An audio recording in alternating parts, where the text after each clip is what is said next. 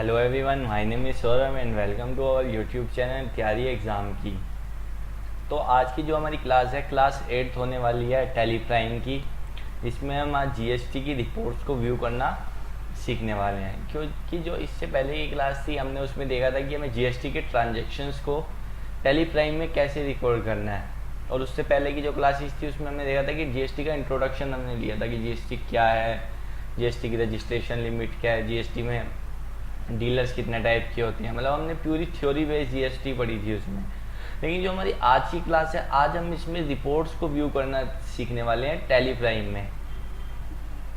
तो tally prime में हम कि कैसे जीएसटी की रिपोर्ट्स को हम व्यू करेंगे टैली प्राइम में, क्योंकि जो हम एंट्रीज को रिकॉर्ड करते हैं, हमारा सेकंड काम होता है कि हमें रिपोर्ट्स व्यू करनी आनी चाहिए, क्योंकि फिर जो रिपोर्ट्स जनरेट होती है फिर वही हमारी गवर्नमेंट के पास रिटर्न जाती है। तो हम चलते हैं टैली प्राइम पे।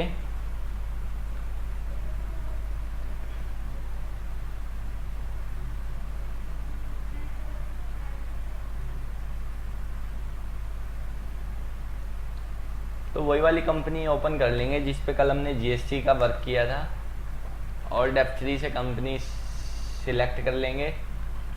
हमने किया था इंडिया इलेक्ट्रॉनिक जीएसटी। हाँ, हमने इंडिया इलेक्ट्रॉनिक कंपनी में वर्क किया था, एबीसी प्राइवेट लिमिटेड को शट कर देंगे। फिर अब हमें सबसे पहले रिपोर्ट्स व्यू करने के लिए, जीएसटी की रिपोर्ट्स के लिए हमें किस किस तरीके से हम जीएसटी की रिपोर्ट्स को व्यू कर सकते हैं टैली प्राइम में। तो सबसे पहले हम एक ऑप्शन होता है हम कि डिस्प्ले में जाएं हम, और सिचुएटरी में हम जीएसटी रिपोर्ट्स में ओ दबाएं, GO, तो हमारे सामने जीएसटी की रिपोर्ट्स ओपन हो जाती हैं। जो सेकंड स्टेप होता है, इस तरीके से अगर आपको नहीं देखनी जीएसटी की रिपोर्ट्स तो आप Alt-G गो टू के हेल्प से आप सिंपली लिखोगे जीएसटी। तो यहाँ पे जितनी भी जीएसटी से रिलेटेड रिपोर्ट्स हैं वो आपके सामने ओपन हो जाती है। तो आप यहाँ से व्यू कर सकते हो अपनी रिपोर्ट्स को। तो चलिए देख लेते हैं कि एक बार की जीएसटी की रिपोर्ट्स किस किस तरीके से रिपोर्ट्स होती हैं जीएसटी की। तो आपको आना है डिस्प्ले, तो जीएसटी, तो ये हमारी कुछ सामने रिपोर्ट्स होती है, GSTR1, GSTR2, GSTR3B, e way bill, challan reconciliation, GST annual computation, GST rate setup, map QQC code, update party GST number. तो सबसे पहले है GSTR1। GSTR1 होती है हमारी सेल्स की रिटर्न, जो भी हम पार्टी को सप्लाई करते हैं हमें पूरी डिटेल में सेल्स की इंफॉर्मेशन GSTR1 में देनी होती है। GSTR2 होती है ये हमारी रिटर्न नहीं, ये हमारी GSTR2 रिटर्न हमें फाइल नहीं करनी होती, ये हमारी होती है ऑटो पॉपुलेट समरी होती है परचेज की। फिर आती है GSTR3B। GSTR3B होती है जी जो जिसमें सेल्स और परचेज की एक समरी अमाउंट होता है, प्लस आईटीसी का क्लेम हम 3B में करते हैं, और जो भी टैक्स की पेमेंट होती है, जो भी हम पे टैक्स की लाइबिलिटी बनती है उसकी पेमेंट भी हम GSTR3B में ही करते हैं। फिर ई-वे बिल से रिलेटेड कोई अगर हम ई-वे बिल टैली से जनरेट करते हैं तो उससे रिलेटेड यहाँ पे आ जाता है। कोई हम चालान का रिकंसिलिएशन कर सकते हैं यहाँ से। फिर जीएसटी की एनुअल कंप्यूटेशन यहाँ पे हमें शो हो जाती है कि भाई हमारे पूरे साल में कितनी सेल्स करी, कितनी हमारी आउटवर्ड सप्लाई थी, कितना हमने पूरे ईयर में एनुअल में कितनी हमने आईटीसी क्लेम करी। तो हमारे सामने ये पूरी रिपोर्ट जीएसटी एनुअल कंप्यूटेशन में सेट हो जाती है। फिर आता है जीएसटी रेट सेटअप। तो ये आप किसी भी स्टॉक आइटम का यहाँ से आप रेट आके यहाँ पे आप चेंज कर सकते हो और उसका HSN रिव्यू कर सकते हो। क्योंकि देखो, अगर जब आपके पास बहुत सारे स्टॉक आइटम होते हैं तो आप अगर बाहर से स्टॉक आइटम को चेक करके देखोगे तो आपको काफ़ी ज़्यादा टाइम लगेगा एक स्टॉक आइटम को देखने में कि कितने रेट के हैं। तो आप सिंपली जीएसटी रेट सेटअप पे आके देख सकते हो कि आपके पास कौन कौन से स्टॉक आइटम पड़े हैं, कितने कितने रेट से, और उनके HSN कोड क्या है। फिर है UQC कोड, आप देख सकते हो। फिर है जी अपडेट पार्टी जीएसटी नंबर। अगर आपको अपने पार्टीज का कोई जीएसटी नंबर अपडेट करना है तो वो आप यहाँ से कर सकते हो। तो ये तो थी हमारी कुछ नीचे की। तो अब जो हमारी रिटर्न्स होती हैं वो होती है GSTR1, GSTR3B, GSTR2। तो सबसे पहले हम GSTR1 को देख लेते हैं, मतलब डिटेल में जो इसमें टेबल्स होती है ना उनको एक बार हम समझ लेंगे कि जी भाई ये B2B क्या होती है, B2C क्या होती है। ठीक है, तो हम सबसे पहले GSTR1 को समझ लेते हैं। तो देखो GSTR1 सबसे पहले होती क्या है। GSTR1 होती है हमारी सेल्स की रिटर्न, कि जो भी हम पूरे पूरे मंथ में सेल्स करते हैं या पूरे क्वार्टरली वे में अगर हम फाइल करते हैं, जो भी हम पूरे क्वार्टर में सेल्स करते हैं, तो हमें प्रॉपर इन्फॉर्मेशन गवर्नमेंट को देनी होती है सेल्स की, डिटेल में देनी होती है हमें कि हमने B2B को कितना सेल करा गुड्स, B2C को कितना किया, क्रेडिट डेबिट नोट कितने हमने इशू करे। तो हमें सारी डिटेल जो सेल से रिलेटेड होती है वो GSTR 1 में देनी होती है। फिर सबसे पहले आपसे पूछता है आपकी पार्टी का ऊपर कंपनी का GST नंबर आता है।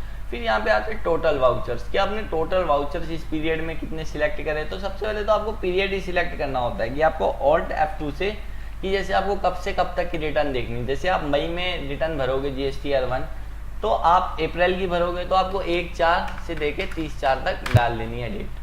तो आपके सामने ये ओपन हो जाएगी पूरे मंथ की आपकी रिटर्न। फिर सबसे जो पहला है वो है टोटल वाउचर कि आपने इस पीरियड में टोटल वाउचर कितने यूज़ करे। तो आपने इसमें 7 वाउचर यूज़ करे। फिर इंक्लूडेड इन रिटर्न जो इस रिटर्न से रिलेटेड थे वो थे 3, यानी कि 3 वाउचर। फिर इंक्लूडेड इन HSN समरी कि HSN समरी किस में थी तो वो यहाँ आ जाएगी। फिर इनकम्प्लीट इन्फॉर्मेशन, कोई अगर आपने HSN नहीं डाला किसी स्टॉक आइटम में, कोई अगर HSN का मिसमैच है तो वो यहाँ पे आके खड़ा हो जाएगा। फिर है note relevant in this return, मतलब इस रिटर्न से रेलिवेंट कौन कौन सी ट्रांजेक्शन्स नहीं है। तो हम देख लेते हैं, 3 दिखा रहा है। तो देखो और यहाँ पे GST तो लगा हुआ है, लेकिन ये क्यों ये क्यों दिखा रहा है कि ये जो ट्रांजेक्शन है वो रेलिवेंट नहीं है GSTR 1 से, क्योंकि जो हमारी GSTR 1 है वो प्रॉपर सेल्स की रिटर्न है और ये जो है हमारी परचेज की एंट्री ओपन हुई है, इसलिए ये रेलिवेंट नहीं है इस रिटर्न से। फिर है सबसे इंपॉर्टेंट चीज कि ये आपसे पूछता है अनसर्टेन ट्रांजेक्शंस करेक्शन नीडेड। तो जब भी हम अपनी रिटर्न को फाइल करते हैं हमें ये प्रॉपर देखना चाहिए कि अनसर्टेन ट्रांजेक्शन में हमारी 0 ट्रांजेक्शन होनी चाहिए, क्योंकि अगर हम इसी डेटा को फाइल कर देंगे तो प्रॉपर रिपोर्ट पे उस ट्रांजेक्शन का इफेक्ट नहीं आएगा। तो हमें इसको मिसमैच से जरूर निकालना चाहिए। यहाँ पे बेसिकली आपकी जो भी करेक्शंस होती हैं वो आपकी यहाँ पे शो होती हैं। जो भी आप गलतियाँ करते हो, जैसे आपने पार्टी का GST नंबर गलत डाल दिया, आपने रेट गलत लगा दिया, आपको CGST या GST लगाना था आपने IGST लगा दिया, तो हम एक बार देख लेते हैं कि क्या मिसमैच है। तो यहाँ पे देखो ये कह रहा है पार्टी का GST नंबर का मिसमैच है। तो आपको आपके अगर रिपोर्ट में कभी पार्टी का GST नंबर का मिसमैच आ जाए तो आपको उसको ठीक कर लेना है, सही GST नंबर डाल लेना है। तो मैं तो अभी ओनली आपको बता रहा हूँ, तो मैं अभी इसको एक्सेप्ट करवा रहा हूँ। तो ये पूछ रहा है तो इसको मैं यस कर रहा हूँ, तो ये एक्सेप्ट करवा दिया मैंने। फिर हमारी जो है ये टेबल शुरू होती हैं। तो GST पोर्टल पे भी हमें कुछ इसी टाइप की टेबल्स देखती हैं, B2B, B2C, B2C स्मॉल। तो सबसे पहले होती है B2B, बिजनेस टू बिजनेस। इसका मतलब होता है B2B मतलब बिजनेस टू बिजनेस, कि आपके पास भी GST नंबर है, सामने वाली पार्टी के पास भी GST नंबर है, तो वो होते हैं बिजनेस टू बिजनेस। तो जैसे हम देख लेते हैं इसके अंदर 3 ट्रांजेक्शन्स हैं। तो देखो है ना, पार्टी को जिनको आपने सेल करा सबके पास GST नंबर है, तो ये होती है B2B, क्योंकि उन्हें ITC अपना चाहिए होता है। फिर अगला होता है जी B2C लार्ज। इसमें क्या होता है B2C, बिजनेस टू कंज्यूमर, यानी बिजनेस टू अनरजिस्टर्ड।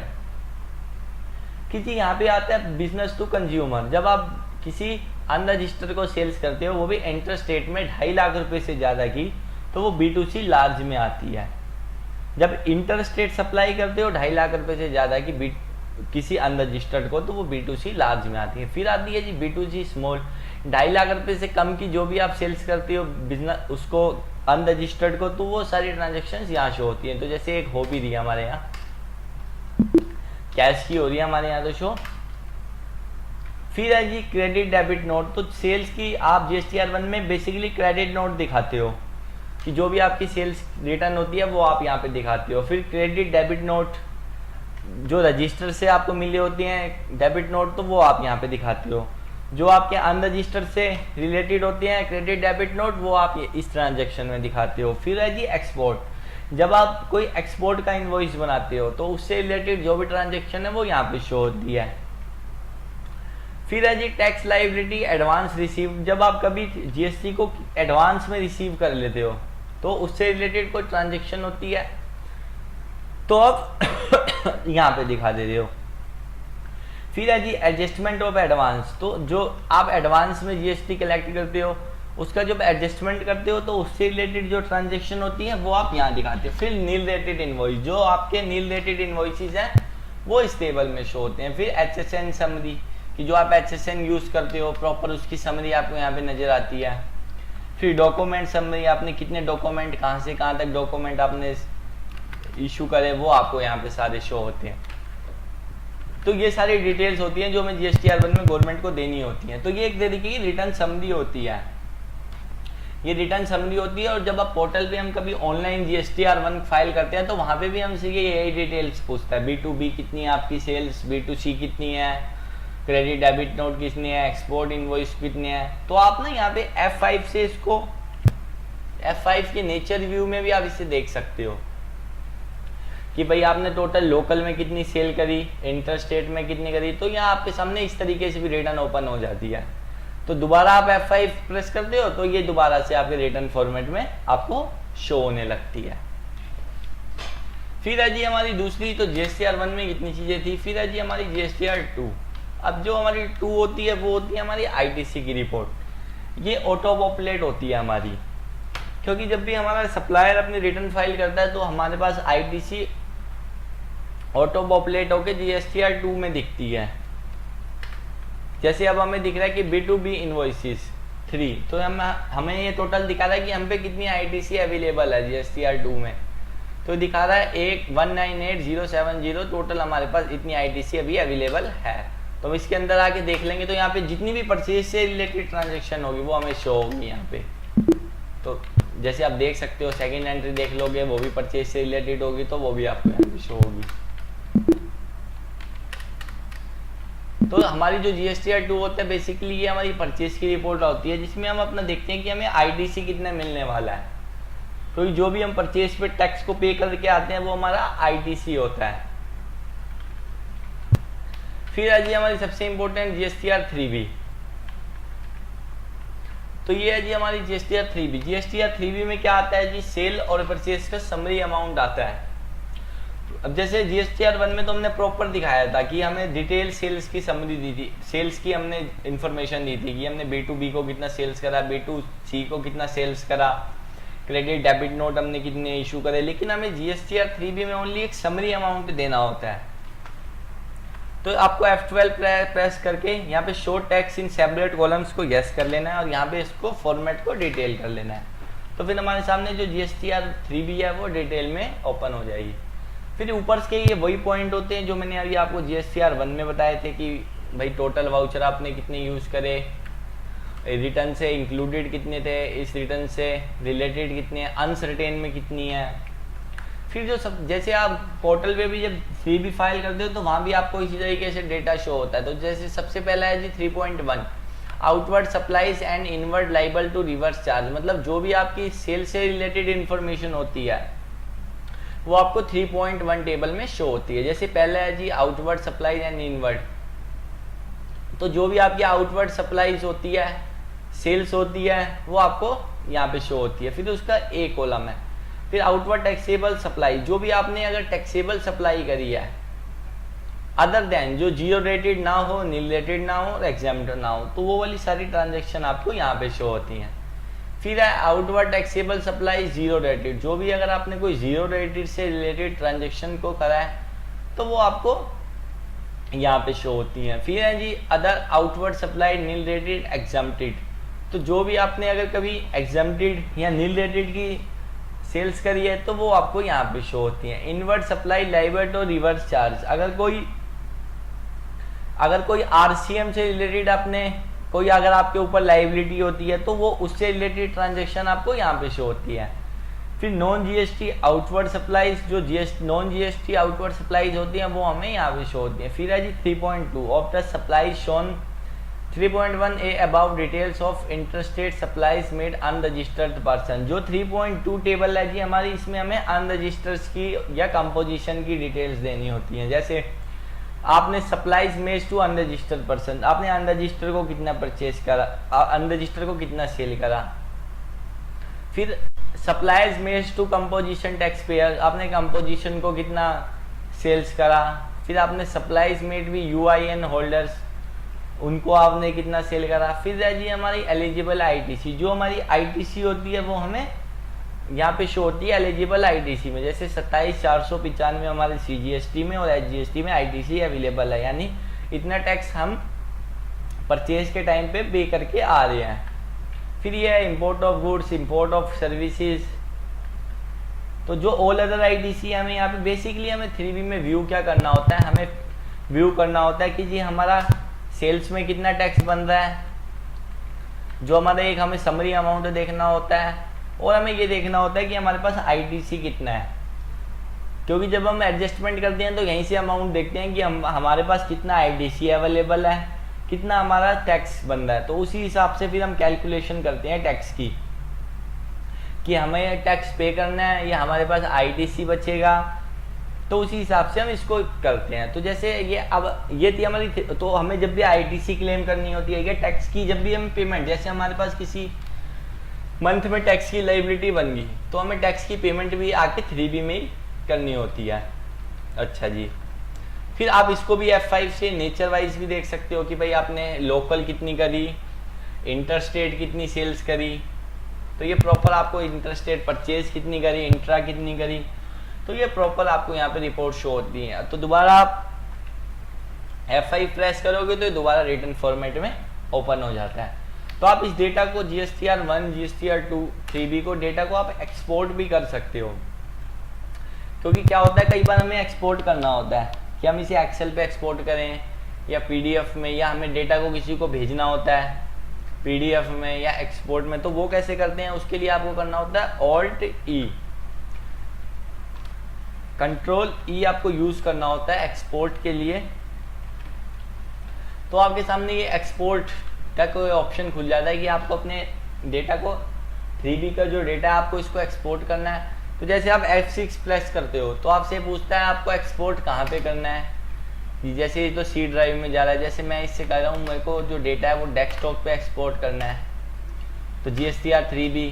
फिर जी आप F8 से फाइल फॉर्मेट देख सकते हो, मतलब आपको जो अपना 3B है या GSTR1 है, जो भी मतलब आपको एक्सपोर्ट करना है वो PDF में करना है, JPG में करना है, HTML में करना है, Excel में करना है, या कैसे करना है। तो जैसे मैं कह रहा हूँ कि मेरे को अपना डेटा Excel में इंपोर्ट करना है, एक्सपोर्ट करना है, तो आप इसको सेंड पे क्लिक करेंगे तो ये हमारा डेटा एक्सपोर्ट होगा।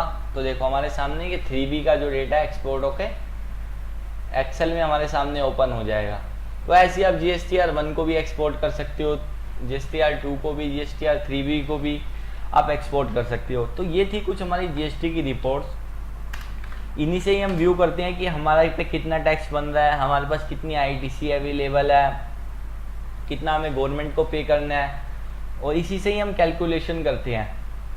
फिर जो हमारी आने वाली क्लास होगी उसमें हम देखेंगे कि हमें टैक्स का एडजस्टमेंट कैसे करना है, GST का एडजस्टमेंट कैसे करना है टैली प्राइम में, क्योंकि ये तो होगी हमने रिपोर्ट्स व्यू करना सीख ली। फिर अब हमारा जो नेक्स्ट स्टेप होगा वो हम सीखेंगे कि भाई हमारे पास इतना इनपुट हो गया, इतना हमारे पास आउटपुट हो गया, अब हमें उसकी कैलकुलेशन करनी पड़ेगी, वो हम रूल्स भी पढ़ेंगे। फिर उनकी कैलकुलेशन करके हमें इसकी एडजस्टमेंट एंट्रीज कैसे पास करनी है वो सब हम सीखेंगे नेक्स्ट क्लास में, कि हमें एडजस्टमेंट को कैसे टैली प्राइम में पोस्ट करना है। तो ये हमारी क्लास 10 डेज की बेसिक क्लास चल रही है जिसमें हम बेसिक टॉपिक्स को कवर कर रहे हैं। तो 10 डेज में हम सारे बेसिक टॉपिक्स को कवर करेंगे। अगर आपको लगता है आपको हमारा एडवांस कोर्स परचेज करना है तो आपको हमारी वेबसाइट पे आ जाना है tyareexamki.com पे। तो आपको कोर्सेज में आना है, स्किल डेवलपमेंट पे आना है, और आपको ये नीचे मिल जाएगा टैली प्राइम का आपको कोर्स मिल जाएगा। तो आपको नो मोर पे सिंपली क्लिक कर देना है। तो जो भी टॉपिक्स आपको पढ़ाए जाएंगे आपको सारे यहाँ पे शो होंगे कि भाई आपको इंट्रोडक्शन दिया जाएगा, TDS, TCS, payroll, job work की अकाउंटिंग कैसे करनी है, सर्विस की अकाउंटिंग कैसे करनी है। तो मतलब सारे जो भी एडवांस टॉपिक्स होंगे वो हमारे इस कोर्स में आपको पढ़ाए जाएंगे। तो आप सिंपली यहाँ से आके बाय नाउ पे आके इसको आप परचेज आप हमारे कोर्स को कर सकते हैं। तो अगर आपको आज की हमारी क्लास अच्छी लगी हो, नॉलेजफुल लगी हो, तो आप चैनल को सब्सक्राइब जरूर कर देना, और आप अपने फ्रेंड्स के साथ चैनल को शेयर भी कर दें, और आप वीडियो को लाइक भी जरूर कर दें। तो आज की क्लास के लिए बस इतना ही।